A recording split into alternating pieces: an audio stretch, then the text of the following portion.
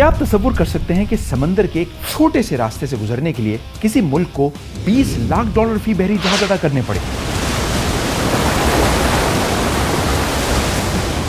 ایران کی جانب سے آبنائے ہرمز پر اپنا کنٹرول سخت کرنے اور اب وہاں سے گزرنے والے جہازوں پر ٹرانزٹ فیس کے مطالبے نے پوری دنیا میں کھلبلی مچا دی ہے۔ تہران کا یہ نیا اسٹریٹجک پلان عالمی بحری تجارت کے لیے ایک بڑا چیلنج بن کر سامنے آیا ہے۔ ماہرین کا کہنا ہے کہ اگر ایران اس فیصلے پر سختی سے عمل کرتا ہے تو وہ صرف اس ٹیکس کی مد میں ماہانہ $8 ارب کما سکتا ہے۔ ایران کا موقف ہے کہ یہ رقم جنگ سے تباہ ہونے والے انفراسٹرکچر، اسکولوں اور اسپتالوں کی تعمیر نو پر خرچ کی جائے گی، لیکن عالمی سطح پر اس اقدام کو محض مالی ضرورت نہیں بلکہ تہران کی جانب سے دنیا کی اہم ترین بحری شہرت پر اپنی گرفت مضبوط کرنے کی ایک کوشش سمجھا جا رہا ہے۔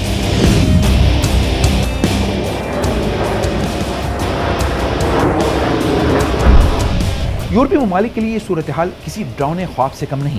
یورپی رہنماؤں کے مطابق اس فیس کے نتیجے میں عالمی سپلائی چین متاثر ہوگی اور توانائی کی قیمتوں میں ہوش ربا اضافہ ہو سکتا ہے۔ ان کا کہنا ہے کہ آبنائے ہرمز ایک بین الاقوامی گزرگاہ ہے جہاں جہاز رانی کی آزادی یعنی فریڈم آف نیویگیشن کا حق سب کو حاصل ہے، اور اس پر کسی بھی قسم کا ٹیکس لگانا بین الاقوامی قوانین کی خلاف ورزی ہوگی۔ ایرانی نقطہ نظر سے دیکھا جائے تو یہ معاملہ محض معیشت کا نہیں بلکہ قومی خود مختاری کا ہے۔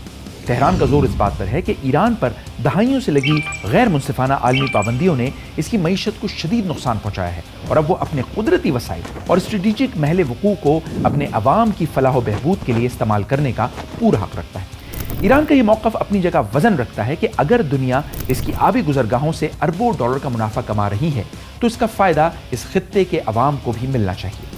تہران کے نزدیک یہ ٹیکس کوئی رکاوٹ نہیں بلکہ ایک پارٹنرشپ ہے تاکہ جنگ زدہ علاقوں میں انسانی ترقی کا عمل دوبارہ شروع کیا جا سکے۔ اب دیکھنا یہ ہے کہ عالمی برادری تہران کے اس مطالبے کو تسلیم کرتی ہے کہ یہ بحیرہ عرب میں ایک نئے سفارتی ٹکراؤ کا نقطہ آغاز ثابت ہوگا۔